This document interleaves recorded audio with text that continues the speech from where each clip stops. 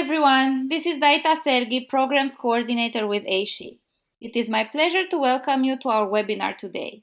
As many of you know, AASHE's mission is to empower higher education to lead the global sustainability transformation.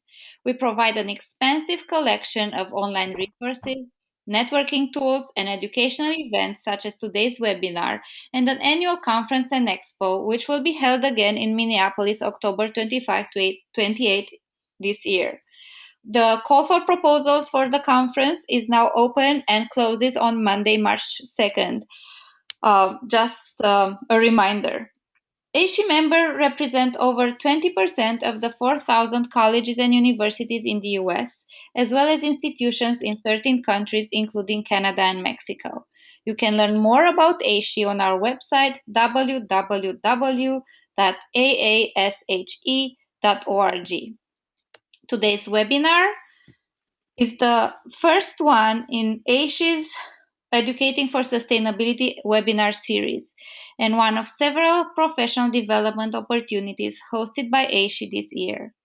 For more details about additional opportunities, check out the events sections of our website. Please note, this webinar is being recorded. If you experience technical difficulties or have to leave early, you and others can view the recording later.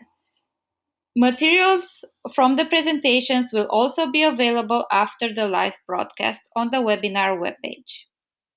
Everyone in attendance is on mute, so the only way to communicate with the panelists is by typing your questions or comments in the questions pane in the control panel of GoToWebinar on your screen. Feel free to type in questions or comments at any point during the webinar, and these will be addressed after the presentation. Due to limitations of time and the potential influx of questions, we may not be able to answer all the questions. However, if your question is not addressed, please email it to webinars@aashe.org and an AASHE staff person or presenter will get back to you. So at this time, I'd like to introduce our presenters today, Susan Santone and Nurit Katz.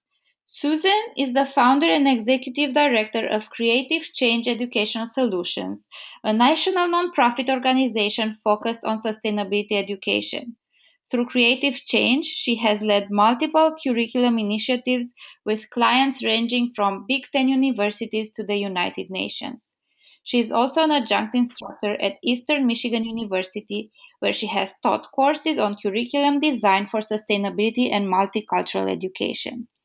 Nurit Katz is UCLA's first Chief Sustainability Officer, where she's working to foster partnerships among academic, research, and operational departments and further the goals and initiatives of sustainability at UCLA.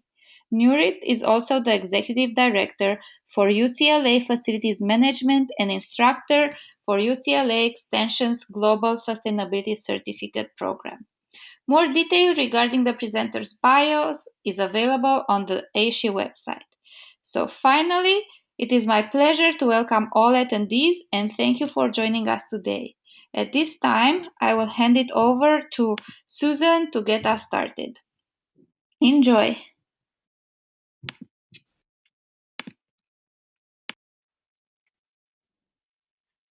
Okay, well, welcome everybody. I'm Susan Santone, and I'm just pulling up the presentation. In a moment, you should be able to see my screen. Okay. I want to thank everybody for coming and for their time today. The title of the webinar is Introduction to Sustainability in the Curriculum is More Than Science. So what I'm going to do today is talk about opening up multiple doorways into sustainability so we get a flavor of how we can introduce this topic to faculty across disciplines. As an organization, we're very committed to the full range of sustainability topics, and hopefully you'll get a sense of how you can use some of that to bring faculty from across disciplines to the table. So the first thing we're going to talk about is how to frame sustainability as an opening way to bring faculty to the table. And so we're going to be looking at how to frame the conversation in ways that move beyond environmental science. As we look at the slides, I'd like you to imagine this being delivered in a workshop format.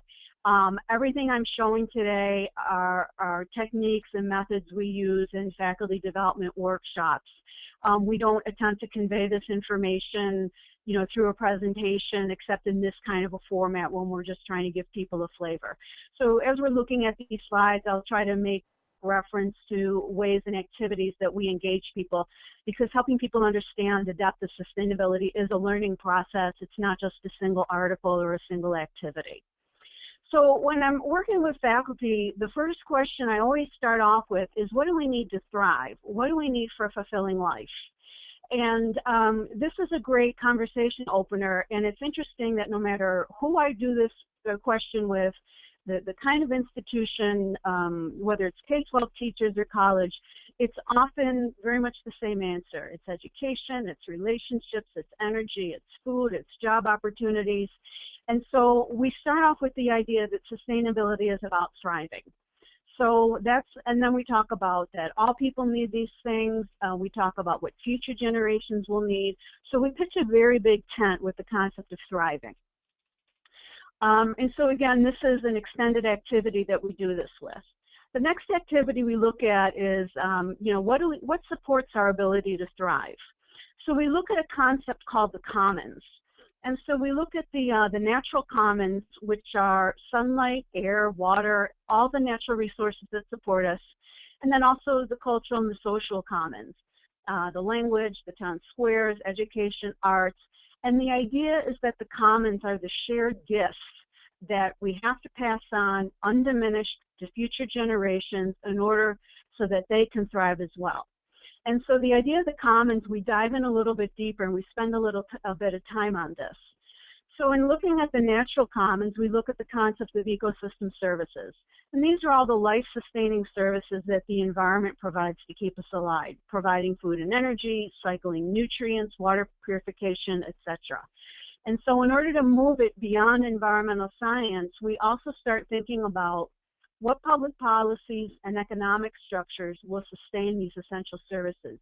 So immediately, even though we're talking about the environment here, we're also bringing in the social piece in immediately, so we can start thinking about those connections, and so that faculty from the humanities and from the social sciences can start thinking about connections as well. Then we talk about the social and the cultural commons, and these are the practices and traditions that contribute and support our well-being. So this includes things like language and dialects, knowledge of the environment, stories and folklore that have passed on across generations. And again, our question is, what social structures and policies will sustain this? So immediately with this framing, and we do all of this in about 45 minutes to an hour, we immediately have a framing of sustainability as thriving, something we all need, and that we need a combination of social and natural systems to sustain that well-being. And so that creates a very big tent that brings everybody in. And so this sort of brings us to the core question. How can society be organized in ways that enable individuals and communities to thrive while sustaining the environmental and social systems that support it? So it's a big question, and like I said, it pitches a big tent to bring people in and to open the conversation. At this point, I'm going to just put up a familiar diagram that I imagine many of you have seen. And I'm just going to talk about this diagram just for a second to help us get a framing of sustainability that, again, is a little bit broader. We often see this the quote, three-legged stool diagram, environment, social equity, and the economy. And often sustainability is seen as this space here in the middle where they overlap. This sort of presents the idea that the idea that we have them in balance. A different diagram that I like to use, I think, is a little bit more accurate. Starts with the environment on the outside, with the understanding that the environment is the containing system for society and the economy. And the economy is in the middle. Our cultural beliefs shape our economy. And as we'll see as I talk about how to frame sustainability for economics and business faculty, we're going to see that everything the economy takes materials out of the environment and puts waste back in. So I like to bring this diagram in fairly early on because it helps us see the relationship between the social relationships between the culture and the economy, and understanding that at the end of the day, the environment is the containing system. So we'll come back to this in a little later. So after we have this big framing, the next question is, how do we find doorways into sustainability for different faculty? How do we give them something a little bit more tangible to grab onto? So a lot of times faculty are maybe working on very familiar entry points: food and water, energy, ecology. These are the, quote, low-hanging fruit. Faculty who are already teaching these issues or see easy integration points. Those are easy doorways for folks, and those are great ways to get started. But what about courses with less obvious doorways? What about the courses where they're not talking about food, or they're not directly talking about things like climate change? Then what do we do? So to do that, this is something, again, that we do through a workshop. We unfold this over a couple of hours. We introduce some core sustainability concepts to folks. And I'll just leave this slide up here just for a second so you can read those. And so these are the concepts that I present as being very fundamental to sustainability. And there's a literature review that goes with this that sort of explains this and helps faculty get introduced to some of the literature around this.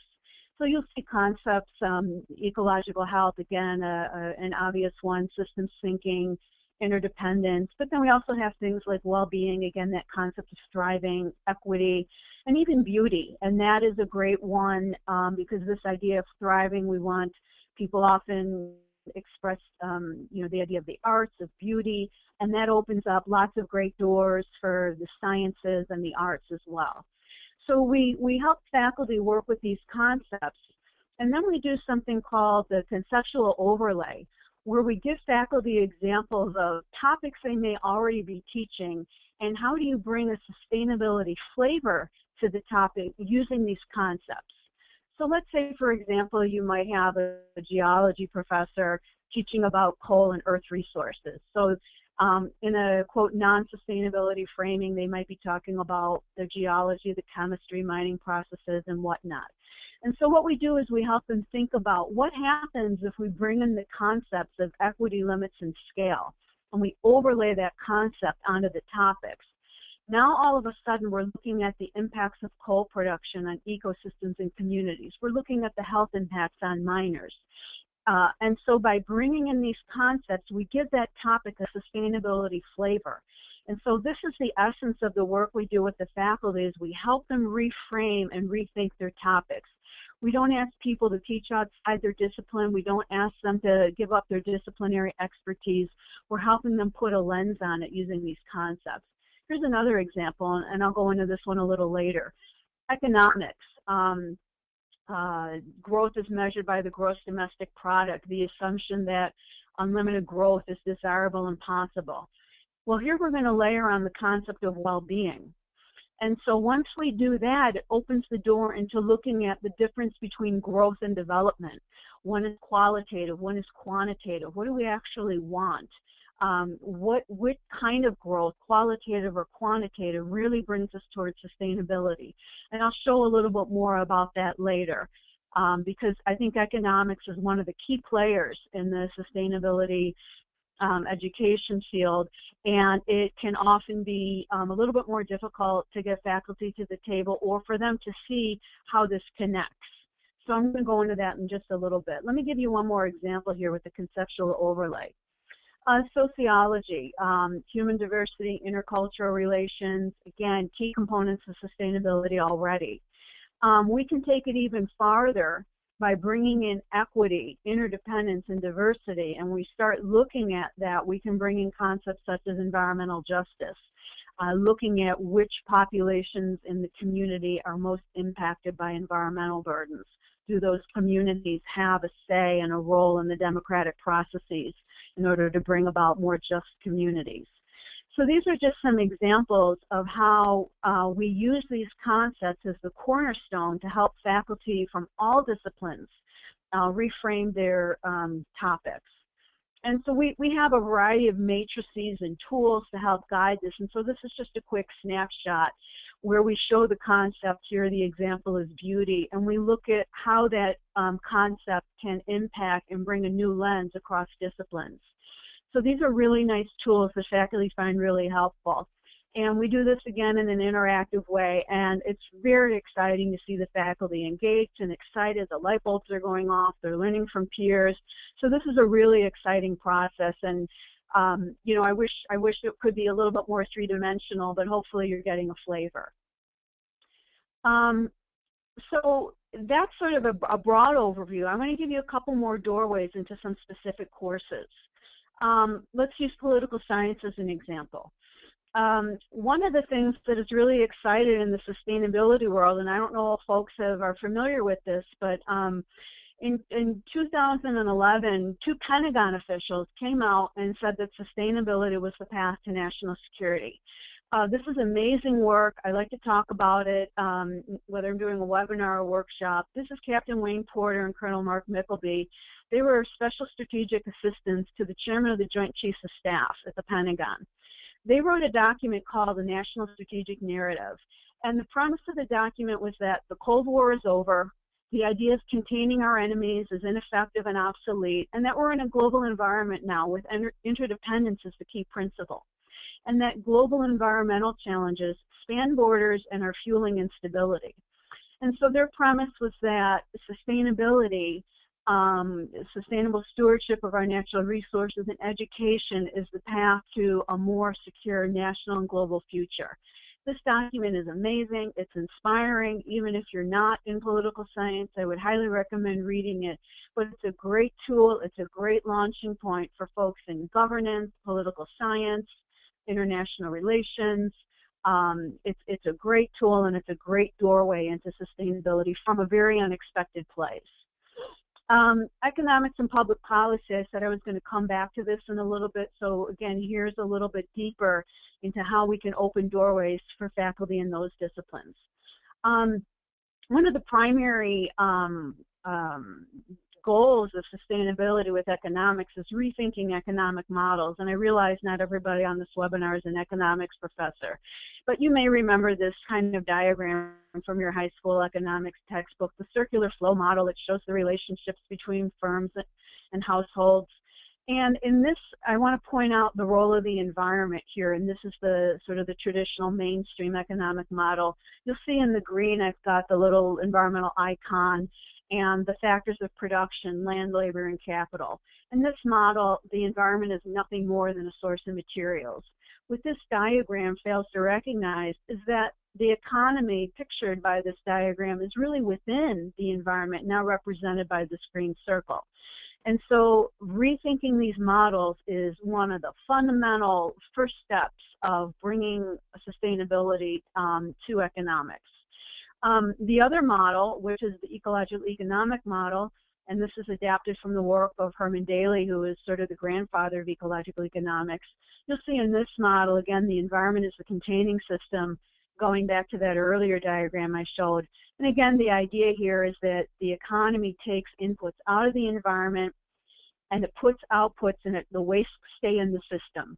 So I won't go into it here, but this opens up doors for physics, for thermodynamics, transformation of materials, chemistry, the idea of how wastes stay in the environment and how they're transformed, the fact that there is no way. This is a beautiful model. This is a beautiful way to bring in some really great interdisciplinary connections spanning economics, environmental science, and physics. It's very exciting.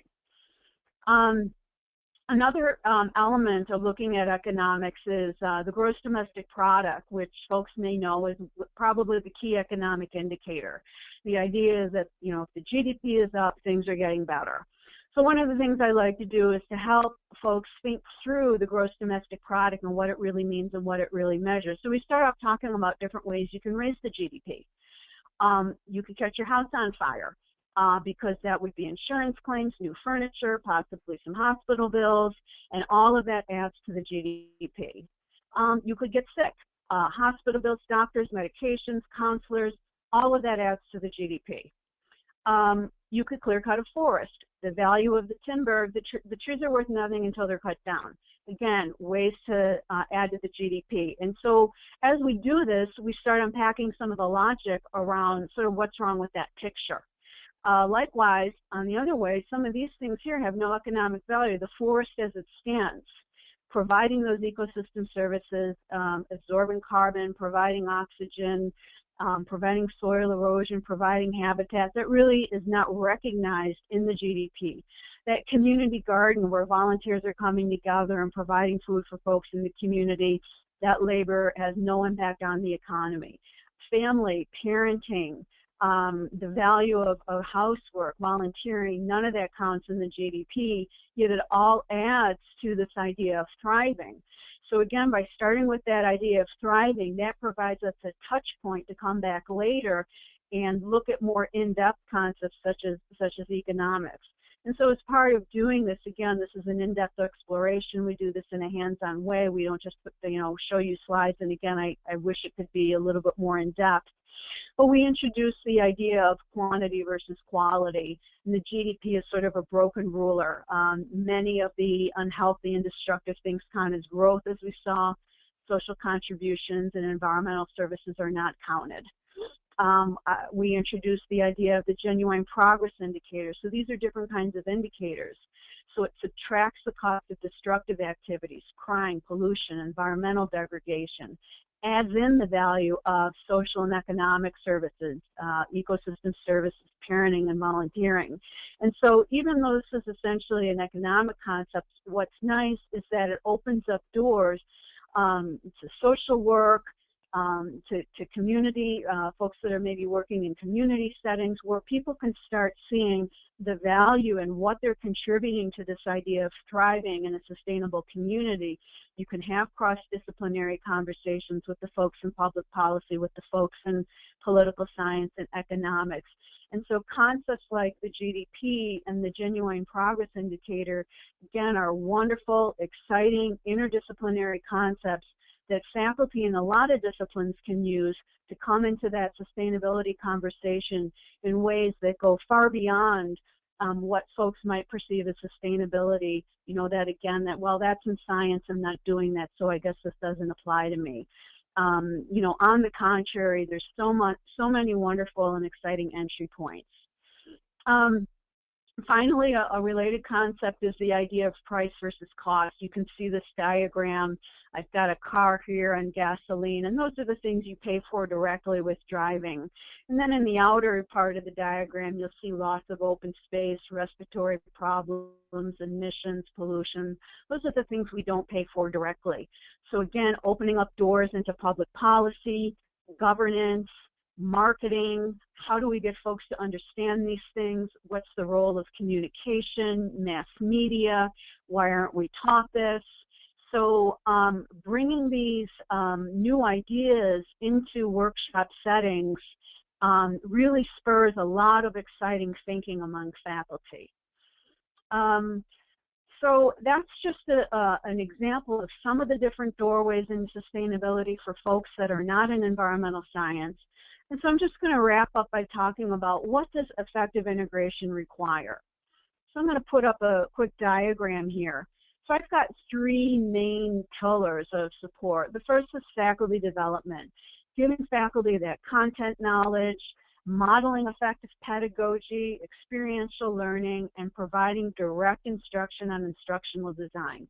Faculty are content experts. They haven't necessarily gotten the skills in designing learning outcomes, aligning assessment and instruction, sequencing their course, and all of those things delivered in a faculty development on-site program can really go a long way and just dramatically improve the depth of integration and the sequence and the pedagogy of the course. The second piece is support, of course. Support with redesigning the syllabus, working with peers. Bringing faculty to the table requires incentives. A typical model is stipends for faculty who redesign a syllabus and share it. And of course, administrative support is all critical to that. Finally, faculty need instructional resources. rubrics. How do they know if their course is strong? How can we judge the quality of the integration of sustainability? How can we tell if it's really a flavor throughout the whole course and not just an isolated lecture?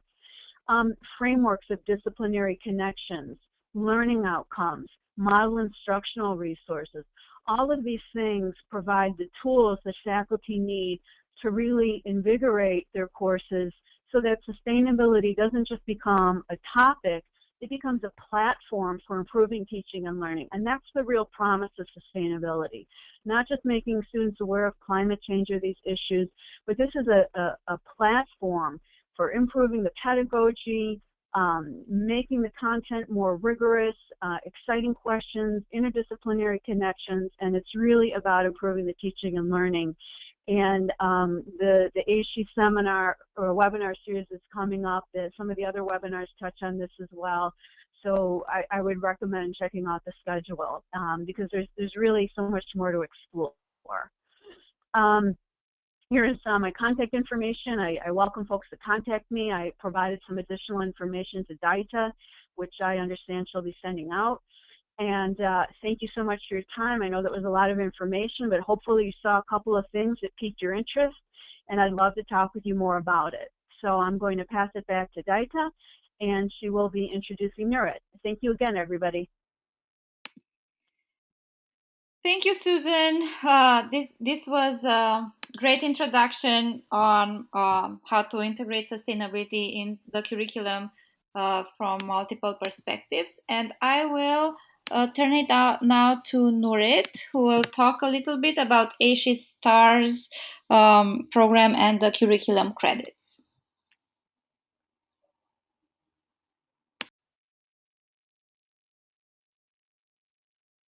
Can everybody hear me? Yes. Hopefully, yes.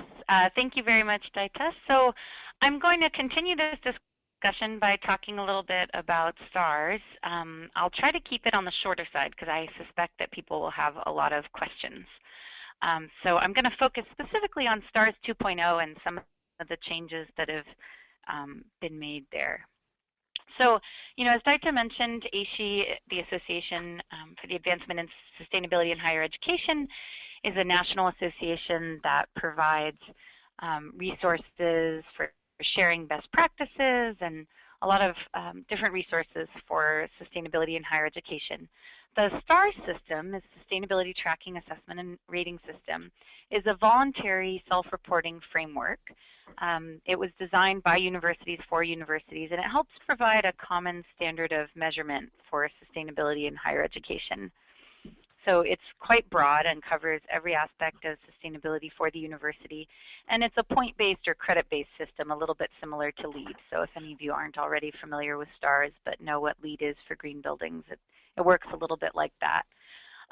There are 5 levels of recognition, 4 that are scored, and then there's also the option to just be a reporter and share your data without receiving a score. So of the scored, there's bronze, silver, gold, and platinum. And that score is determined by a combination of your scores and all the credits across different categories. So there's 4 categories within STARS: planning and administration, academics, engagement, and operations.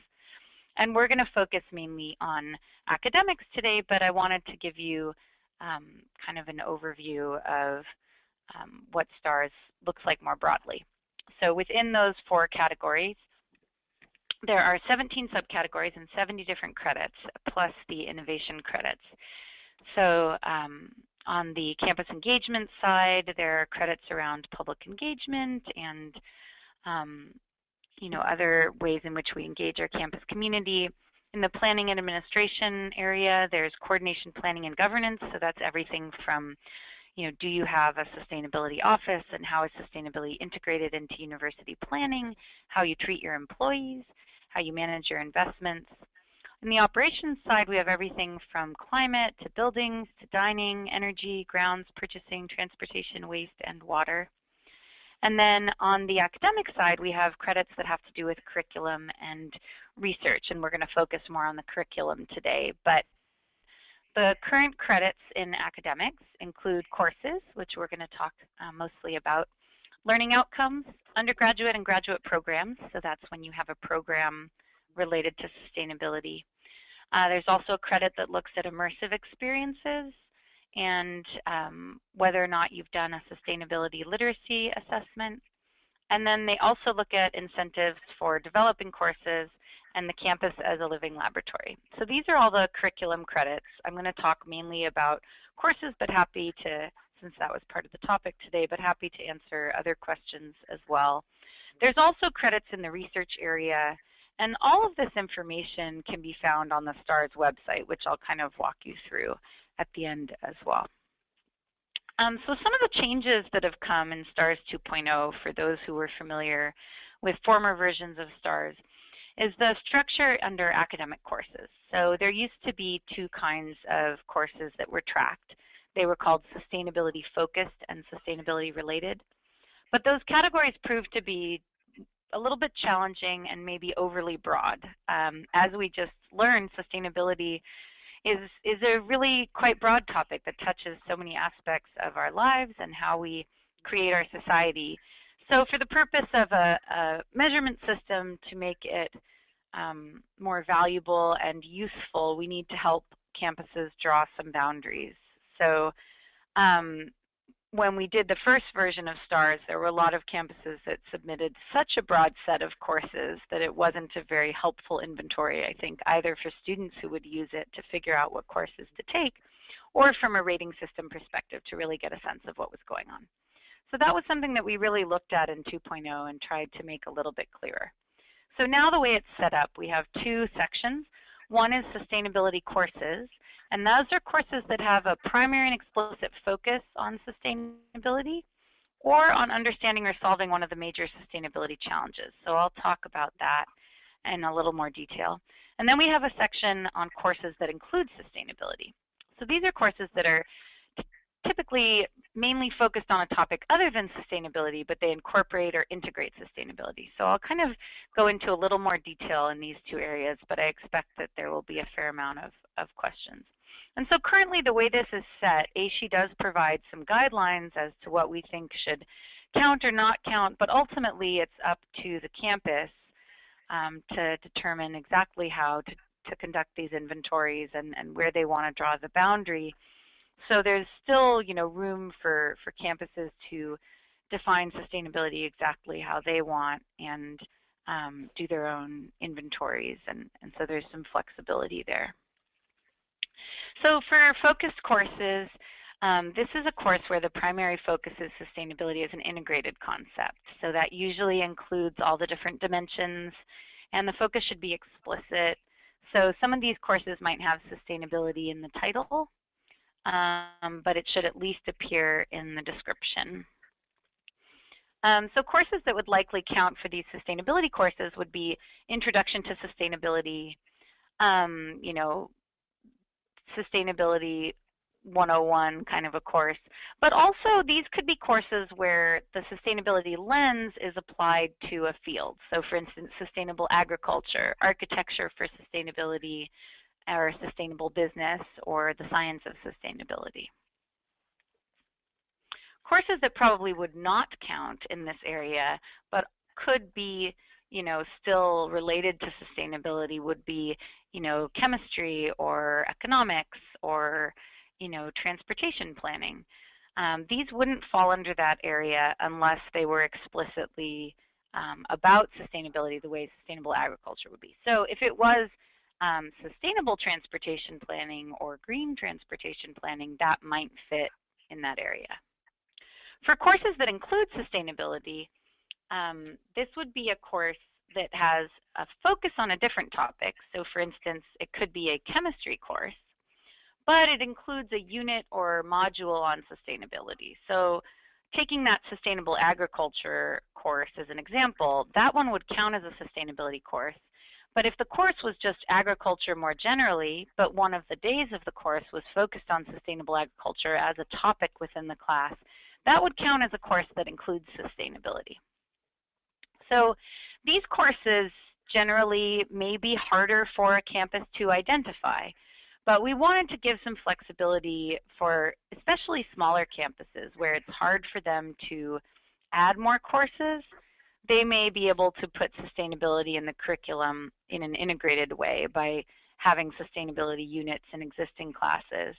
And then for larger campuses who do have a lot of courses in sustainability, they may still want to do these types of courses as a way to have sustainability covered throughout the curriculum and throughout different areas. So courses that would likely count in that area, as I mentioned, it might be Introduction to Chemistry that includes a module on green chemistry. Another example would be an Art and Social Change course that looks at how art can be used to contribute to sustainability. A Business in the European Union course that has a unit on sustainability. So hopefully this is fairly clear, but I'm happy to answer questions about these types of definitions if needed. So with the academic courses credit, the way it works is you would inventory both of these categories of courses. And this is, I would say, we hear often one of the most time-consuming parts of STARS, actually. A lot of STARS looks at data that as a university you might already be collecting, for instance, your recycling information. But a lot of universities before undertaking STARS haven't really taken the time to develop an inventory like this. So as part of this presentation, I was going to share a little bit about what we did at UCLA or what I've heard from other campuses of how you go about creating this inventory if you haven't already. So the inventory really usually starts with just overall reading of the course catalog by a group. For us, we had an academic subcommittee for our campus sustainability committee that had both faculty, students, and staff on it. And so when we first embarked on this, we broke up some of the work within that group to review and identify courses that we think might be related to sustainability. And this was years ago. So we developed an initial inventory that way. More recently, under 2.0, and as part of a strategic planning process, we actually had some student interns with paid positions who helped redo that process and go through and identify courses. Once those courses were identified, we shared them with faculty in each of those departments for review to get feedback on whether the courses are still being offered, whether they should be included, etc. So it was a fairly collaborative process. But then in the end, we had one faculty member who serves as chair of our sustainability committee who really reviewed all of that to find errors. So I think it's helpful. Using students can be very good. Using staff is also fine, but it really helps to have at least one or two very engaged faculty members who can help in the review process. So then once you have your inventory developed, then the credits are based on percentage of your courses that are sustainability courses or courses that include sustainability. Another credit that is new in STARS 2.0 is a credit that looks at the campus as a living laboratory. So many of you may already be doing courses that incorporate on-campus research or applications. So this credit gives a chance to highlight some of those areas.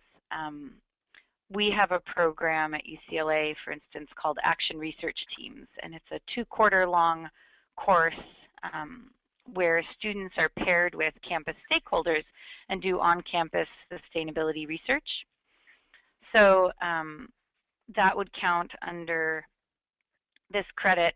Other things that would count would be if a researcher is doing some kind of pilot project. So for instance, we're doing an installation of EV charging stations that were developed in our engineering school. That's another example of a campus as a living laboratory. Then the other credits mainly remain similar to what was found in STARS 1.0. There was a little bit of changes to the learning outcomes credit. So I'm going to switch and take us to the STARS website in case some of you are not familiar. So the AASHE STARS website is a great resource. There's a lot of information here. One of the areas that you should definitely visit if you haven't already is the technical manual page. You can download the entire technical manual, but we've also now made it so that you can go credit by credit. So if you want to know what the details of the credits I just talked about are, you can find them here under curriculum. So for instance, if we were to look at Campus as a Living Laboratory, you can click and get a PDF of just that credit. And it looks at whether you have living laboratory programs in each of these different areas of sustainability. So as I mentioned, most of the other credits have remained similar. So the undergraduate program credit still basically looks at, do you have undergraduate programs that are sustainability focused?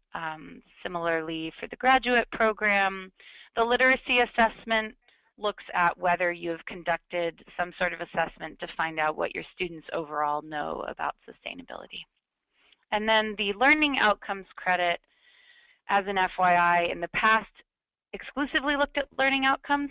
Now it also gives the opportunity for campuses to look at overall exposure to sustainability. So for instance, if you had a GE course in sustainability, that could count towards the number of students who are exposed to sustainability within that credit. So that's actually all for my presentation, and I figured I'd leave some time for questions, as there are probably many STARS registered campuses or STARS participants with more detailed questions about this process. So I believe I'm going to hand it over to Daita. I believe we'll also have an opportunity now to do overall questions for Susan as well as myself. So Daita, back to you. Thank you, Susan and Nurit, for your exceptional perspectives that you provided us with today. And now we will take some time for Q&A. So please enter your questions in the questions pane. I will go first to the questions we received for Susan, but feel free to type in your questions for both Susan and Nurit. So the first question we have, Susan, is what's the best way to approach faculty about integrating sustainability into their courses if the faculty have a personal aversion to the topic, whether for personal or political reasons? Oh, that's a great question. I think one of the main issues, or one of the main problems is the perception of what sustainability is. And there's an overriding perception that I've just, encountered with working with many universities and also with K-12 schools, that it's environmental science. And so if the perception is environmental science, I don't believe in climate change, the environment's not really a problem, that shuts people down. I would, as an institution, it's important to adopt a broader framing of sustainability, talk about it as a concept of thriving and well-being, talk about it as a way to look at the world as an exploratory topic, that there's not just one right answer, you either do this and you're sustainable or you do that and you're not. As folks know, there can be a lot of heated debate around environmental issues and these topics. So I think that's where it's really important with the institutional support, with the administrative leadership, a framing of sustainability, that it's about how can we prepare students to contribute to a world where everyone can thrive.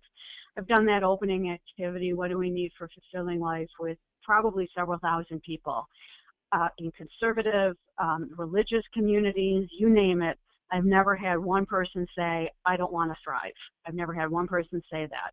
So that's why I think this idea of thriving, of well-being, what can I do to contribute to that?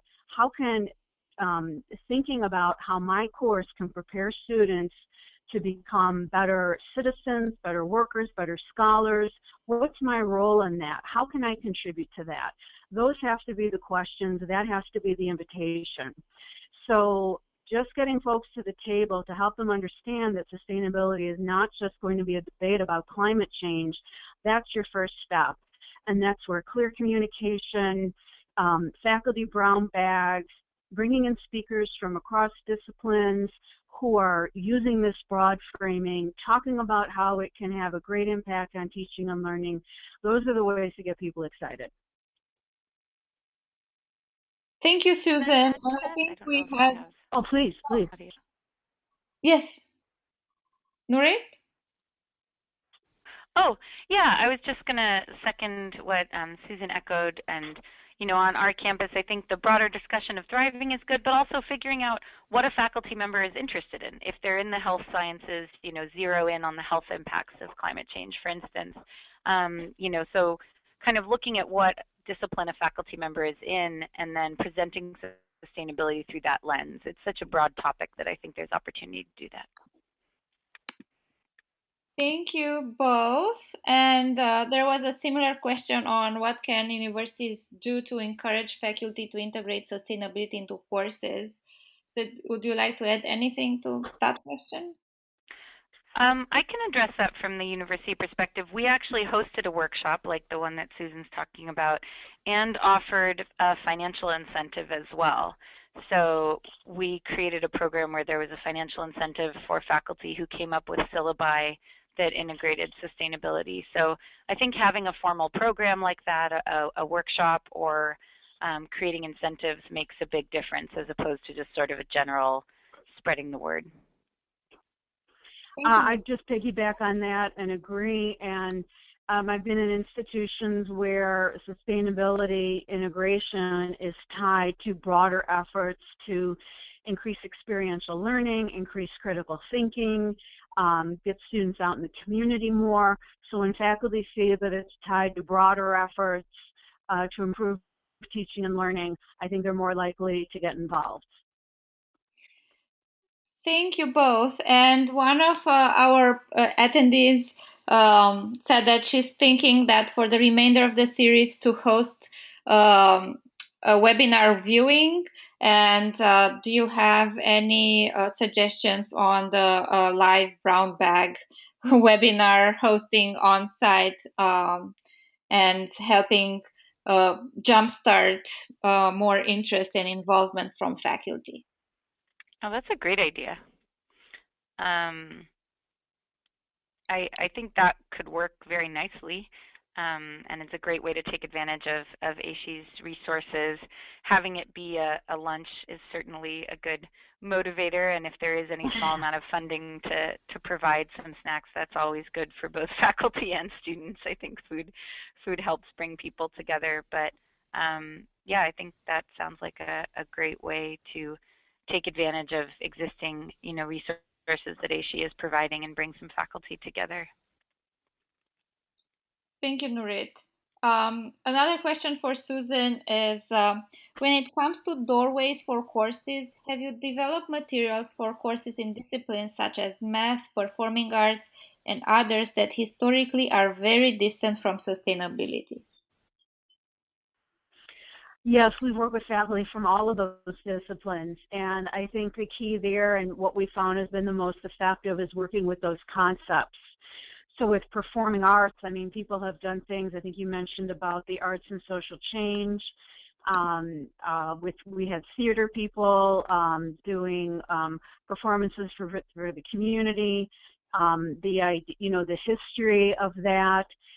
People have done things around using theater as an educational tool, looking at themes of human environmental interactions in literature and in theater. That was a very interesting one. Mathematics, I think that one is the most difficult because the math folks have to spend so much time just on sort of the pure math, the formulas and the skills. The key there is to help the math faculty find a context to apply it to. What kind of math is needed to look at, looking at, for example, population projections, modeling, advanced algebra, linear equations. All of these mathematical skills have a place in looking at more of these advanced issues. So with the math faculty, I always just reassure folks, and even with chemistry, the students need to understand the periodic table before they start looking at the impacts of chemicals on human health, as an example. So I always reassure people, you don't have to abandon what you're doing. You don't have to abandon those skills. How can we help you find the context in a meaningful application? And that usually reduces any resistance, and people always find a way to do something very interesting with that. Thank you, Susan. And one more question for you is, what tools exist to help evaluate these efforts? I'm sorry, could you repeat that, please? Yes, what tools exist to help evaluate these efforts of integrating sustainability in the courses? I can only speak to the tools that my organization has developed. There's the SEEDS website, SEEDS. I think that's out of Carleton College. There are some other websites, DANS, DANS. It's the Disciplinary Association. And I'm not sure, I'm sorry, I don't know what the full acronym is. I don't have it in front of me. So there have been some other sample syllabi, guidelines, and I focused very heavily on developing a set of resources as well. So there are tools out there. The trick is finding them and selecting the right ones for your faculty. Susan, we have a question that's for both of you, so I'll have Susan go first, and then Nurit and the question is, do you have advice for students who have ideas for courses, either student-led or faculty-sponsored, or lectures or projects? How can they get the ear of faculty and assure them that their ideas are legitimate? Well, that's a great question. I think with students, and if they're trying to show that it's legitimate to faculty, demonstrate the academic learning outcomes, demonstrate how it's going to fit with the discipline, demonstrate how it's going to meet the learning objectives of the larger university or the goals of a specific major or program. Talk about the skills that are going to be developed. Talk about how the academic content is going to be applied in a real-world context. What are the career and job connections there? Faculty are of course, need to address the academic requirements, the requirements of their courses, the requirements of their programs. And so the more that students can demonstrate that the projects or the courses that they want to do meet those demands, I think the more successful they're going to be. Great. I would add to that, I think that's very true. And I would just add to that, look to best practices. There are a lot of campuses who have developed student-led courses that are very successful. Our program at UCLA, which is also at some of the other UCs, is called the Education for Sustainable Living program. The Action Research Team course I mentioned is part of that, but there's also a lecture series. So you can visit eslp.environment.ucla.edu, and I can send that out after the webinar. But AASHE also probably has some great resources on this topic. So you don't have to reinvent the wheel. If you bring to them this example of, like, our program's been running for 7 or 8 years now, bring them examples of what's been successful in student-led courses on other universities and just say, hey, look how amazing this is. We'd love to do something like this. Thank you both, and I will now turn to Nurit for a few STARS-related questions. The first one is, what is the average time frame to work on STARS? So it varies depending on how much manpower you have. I've heard campuses try to tackle it in a 6-month time frame. I think a year is a lot more reasonable to give yourself time. The first time participating in STARS is more time consuming because you need to identify who all your key stakeholders are that you're going to work with and gather the data. But it depends on the people you have to work on it, whether you have, for instance, a team of students or it's just your sustainability coordinator or other full-time staff. But it also depends how far along your university is. So if your university has been doing sustainability for a while and you're tracking a lot of data, then it may just be a matter of tweaking that a little bit to fit STARS. If you're starting from ground zero and you're using STARS as a guideline for how to build a sustainability program, then it's going to take a lot more. So for instance, if we looked at greenhouse gas emissions, if you're already doing an annual inventory, then it's just a matter of entering that data. If you've never done one before and you need to figure out where to get all your utility bills and how to calculate an inventory, that's going to take a different amount of time. So I'm sorry not to have a perfect clear-cut answer, but I think it just varies a lot by institution. So in general, my contact info is up, and if anyone has questions, they're welcome to reach out to me separately and we can look at your institution more on an individual basis. But anywhere from 6 months to a year and a half is probably plenty to get your first STARS report submitted and fully finished. Thank you, Nurit. And there were two more questions that were related, so I'll read them back if you have anything to add. Um, you suggest that the sustainability coordinator works on this alone or that a committee should be created for STARS. And then the second one was about students. Do you have students at UCLA who help with the STARS application process, or is it only a staff faculty task force?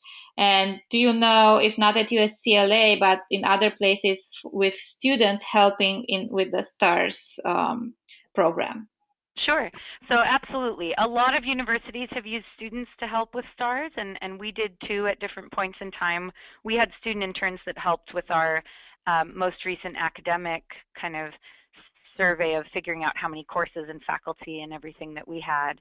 And the students worked under my direction and also a faculty member who I mentioned who's chair of the committee.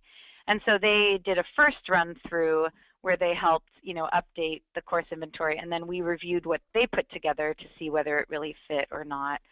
So I highly recommend getting students. If you don't have funding, students are often willing to volunteer. I think it's a great experience for them, and it's applicable, if they want to go into sustainability, not only in higher ed, because it's all about data management and analysis and metrics, which is going to be useful at any organization. So yes, definitely work with students if you can.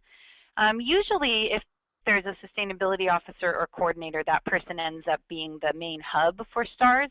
But STARS is definitely a process that should involve other, faculty and staff from around the campus as kind of responsible for their area of data. And in that way, it's a great outreach tool, and especially for some of the areas of STARS that go beyond what people might think sustainability is. So maybe they think it's energy and water, but then it turns out, oh, there's diversity and employee well-being. It's a great conversation starter for talking about the social equity and broader pieces of STARS that may not first come to mind when you're talking to a staff member and you tell them that it's sustainability. So it provides kind of a formality to the breadth of sustainability within a higher education institution. Thank you, Nurit. We have a question on humanities courses. So what difficulties have you encountered in evaluating humanities courses for sustainability content? The evaluating courses, the courses that don't have sustainability in the description are a lot harder to find. So we're really still, in that process. We have some courses that we know of, but I think we're a long way from really capturing all the courses that are integrating or including sustainability in their course content. The best thing you can do, though, is talk to your faculty, because they're going to know what they're teaching. So if it's not in the course content or in a syllabus that's posted, reaching out to your department faculty and explaining this process and asking them whether any of these concepts are included in their course is the best way. But we're really looking at expanding on environmental humanities at UCLA. We do have a lot of humanities-related professors who've been involved and who do have either focused or courses that include sustainability. So there's definitely a lot of potential there in terms of the humanities. But it's not so much that we've had trouble evaluating these courses, but we do sometimes have trouble finding them all because it's a massive organization. I just want to jump in. I think one of the most important things is that you can teach about sustainability without ever using the word. And with humanities and, sort of the non-science courses where sustainability might show up as a specific topic, folks are teaching about sustainability even if they're not using the word. And so we often help faculty look at their courses using rubrics around depth of integration, connections to, again, those concepts around equity, community. Those are all low-hanging fruit for faculty. We've had faculty doing courses in intercultural communication, which I feel is a core part of sustainability, and they were doubtful at first, again, because that perception that it was more about science. And it was a beautiful course. It met a lot of objectives around sustainability with cross-cultural communication, looking at equity and community connections. And it was a great example of how quality teaching through a sustainability lens doesn't even have to use the term. Yeah, I would say that's true even, from the AASHE perspective. The definition of sustainability courses does include courses that are addressing a sustainability issue in a concrete way. So for example, renewable energy policy would be a course that is a sustainability course even though it doesn't have sustainability in the title. It's addressing a core issue of sustainability, which is energy sustainability, in a way that's a problem-solving focus. Thank you both. I think you touched a little bit on this question as well, but if there is anything else to add on, how are you finding courses that are inclusive of sustainability? Can you repeat that one? Sure. How do you find the courses that are inclusive of sustainability? Yeah, as I was saying, I think that's the hardest part. So I know we're, as a university, still trying to do that. I think you're not going to find it in the course catalog, so the only way to do that is through faculty outreach and outreach to department administration. And you can also reach out to your student population. Sometimes the students might be able to tell you about courses that they've taken and help identify people that way. But it's a slower process. It's a lot harder than going through the catalog, and it takes some communication with your students and faculty to figure out what professor has a passion for this and is including it in their regular courses. Just to add on to that, we work with an institution that they had, faculty had to turn in sort of a 2-page overview of the course. And the institution looked at those learning outcomes for evidence of sustainability, even if the term wasn't being used, as we just discussed. So they were looking for things around community engagement, interdisciplinary connections, focus on well-being, intercultural issues. And so they actually went through and they identified a lot more courses that were related to sustainability, and they were using stars, and we helped them develop a specific rubric to help uncover that, because they sensed that there was a lot more going on than they knew, and in fact that turned out to be the case. Thank you both. And we have a quiz here. So would environmental science necessarily be a sustainability course for STARS? Why or why not? I would say generally yes, but not necessarily every course that would be in an environmental science major. So an overall course on ecology, for instance, that looks at human interaction with environment usually does include sustainability concepts. But within environmental science, there might be some very specialized courses that wouldn't count. So for instance, if you get into studying the migration patterns of one species of bird, that's usually considered too specific to count as sustainability. So I don't know if it answers that question. If people are able to submit on the fly, please submit if it doesn't. But in general, the specificity ends up being an issue. Similarly, we would count renewable energy policy, but when you get into the really detailed specifics of engineering one particular polymer that does have application in solar, that's kind of getting too far away from the concepts. So when you have a course that doesn't say sustainability, the breadth or specificity of it often can help you determine whether it's sustainability or not. Thank you, Nurit. So now we have a question that probably you both can address also.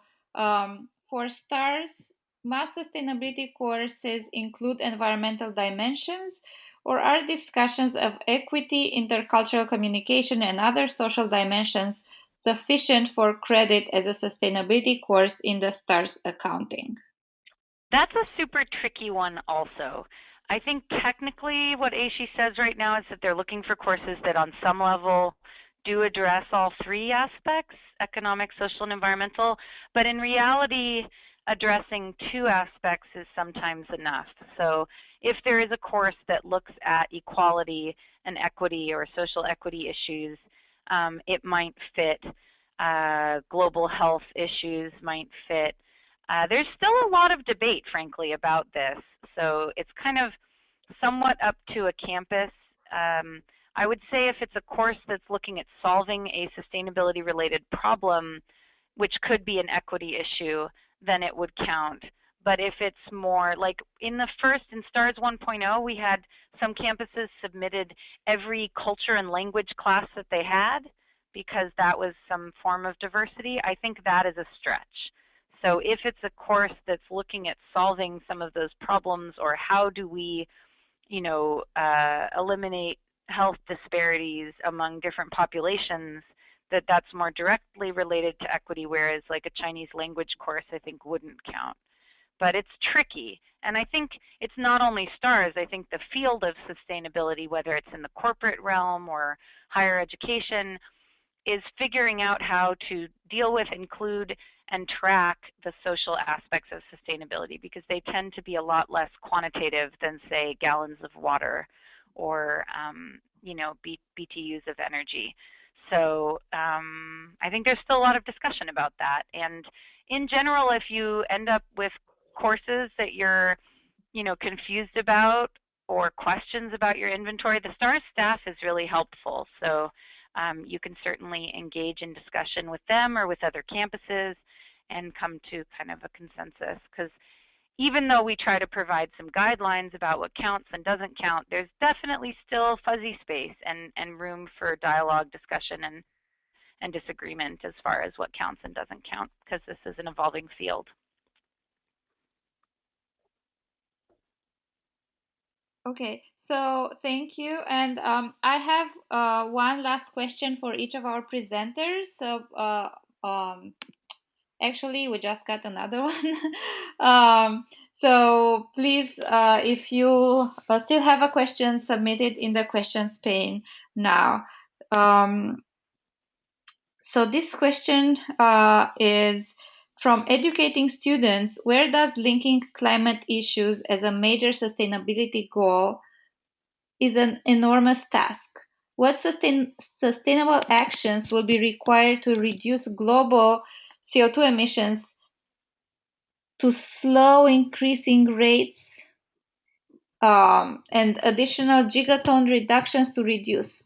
Oh my goodness, I'm not sure what the question is here, so I apologize for that, and I'll communicate with the submitter to clarify this question. So I will go then to the last question we have for Susan, which is: how can my institution develop a shared understanding of sustainability? Oh, that's a great question. I can only speak to, how I've seen it done before, and I'm not saying this is the only way, and I'm sure Narit has other great ideas as well.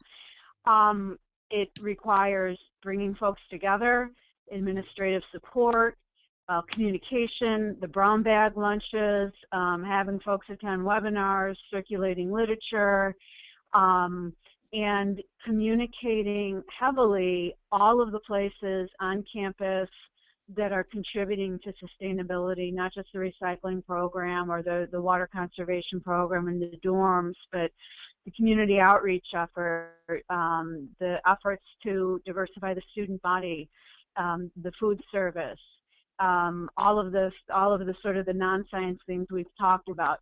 It takes specific efforts. And each institution has to leverage its own culture. What is the way that new ideas are spread and communicated? How does the institution get faculty on board with ideas? Is there a faculty senate? Is there student leadership? What are the ways that ideas are spread, accepted, and developed within the institution? But regardless of how the communication takes place, I think it's important to have at the core a document, a definition, examples,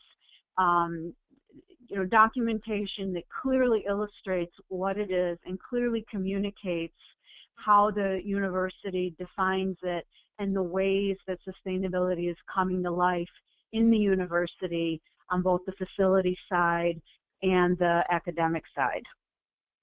Yeah, I would agree with that and add that for us at the UC and also at UCLA, we have committee structures that help bring together these different stakeholders. And if your institution doesn't have one yet, I think that's a really essential piece of campus sustainability, is bringing together some sort of committee or task force that has faculty, staff, students representation from key areas of campus. In fact, we had a committee before we had a sustainability officer, and it was the committee that pushed for a full-time position. So sustainability really is something that cuts across an entire organization. So both, for private sector, public sector, higher ed, it all requires these kind of cross-functional teams, and that includes having the right people at the table to talk about an agreed upon, definition of sustainability.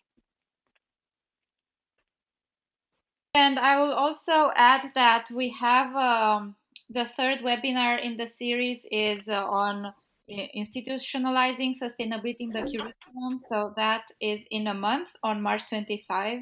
So if you're interested in knowing more about how can an institution as a whole approach this topic, please join us for that webinar.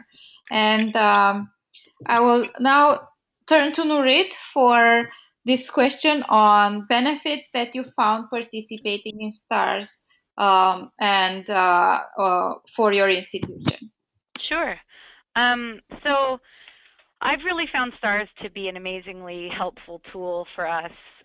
We had wanted for years to do a sustainability assessment, and it was really helpful to have a guideline for that. It's a helpful tool for conversation, being able to prioritize things that it might be hard to get the institution to prioritize by being able to point to a national rating system. It's been beneficial as a tool to help us evaluate our efforts. Even though we used it when we were very far along in our programs, it was still useful for us to use as a reflection tool. And once we completed our first STARS certification, we went through with our sustainability committee and looked at each area and what the STARS credits were, whether we liked the measures that AASHE was using and whether they were sufficient or we needed any additional metrics, and what areas we could improve. So we've found a lot of benefit from it in that way. And then I've heard from campuses who did STARS earlier in their process that it can be a really helpful roadmap for what sustainability looks like at an institution and where to get started, and kind of a checklist basically. So it provides that as well. Thank you both. And I'll add that on the STARS side, let me just add really fast. On the STARS side, I've been serving, so besides being a STARS participant and having led our campus's STARS assessment, I also serve on the STARS steering committee, and as of last week, I'm now going to be the new chair of that committee. So I welcome your questions, but also your suggestions. If any of you are STARS participants and have suggestions for ways to improve STARS, it's definitely a continuous improvement model where we will probably be coming out with 2.1 soon that has a few, addresses a few issues we've discovered in 2.0, and it will be a constantly evolving system. So we definitely welcome input from everybody. Thank you, Nurit. And I also wanted to add that the easiest way to reach the STARS team at AASHE is emailing stars@aashe.org. And we have more questions. So, Susan, do you have samples of material, syllabus slides, assignments, tests used in a sustainability course that we could use as a reference to get a better idea of what our course or chapter should cover? Do I have sample materials? Is that the question? I think that's the question. Yes, we do have sample materials. We have just a small sampling on our website, and people can contact me depending on what their needs are. People's needs are very different. Some people want specific lessons. Some people want course outlines. Some people want integration tools. So I have samplings of each of those kinds of things. I would start with our website. We've got an explanation of the instructional design framework we use. Folks find that very helpful. We have some free downloads from our Curriculum Resource Center. folks find that useful. I'm trying to think of, we have some case studies on our website that people find useful, and it just describes some of the ways people have integrated sustainability. I've never asked faculty for their syllabus because that feels like, their property, and I don't feel comfortable asking people to distribute a syllabus as an example. But we have lots of descriptions, and people will see ideas and frameworks. They'll find tools on our website, and if you don't find what you need, in the handout that Dita will be distributing, my contact information is there, and it's up on the screen right now. Thank you, Susan. And in addition to those resources that Susan has with her program, if you go to commons.aashe.org, so that's commons.aashe.org, AASHE offers some resources for faculty and people to share academic information. So you can create a group or join a group. You can submit materials like syllabi. So you can click there under course materials and find lectures, lab exercises, PowerPoints, syllabi, and lesson plans. So there's a lot of stuff that people are sharing there, all kinds of examples. I teach a course that's an introduction sustainability course as part of our extension certificate program. I'd be happy to share my syllabus, or maybe I will add it to this AASHE site as well. But yeah, that's a great resource with lots of good examples. Thank you, both Susan and Nurit. And to that, I will also add just the general AASHE Resource Center, which also has additional materials for faculty. And of course, not only for faculty, but in addition to the Commons, there is also materials found in the Resource Center. So I just want to apologize for not. Oh, go ahead.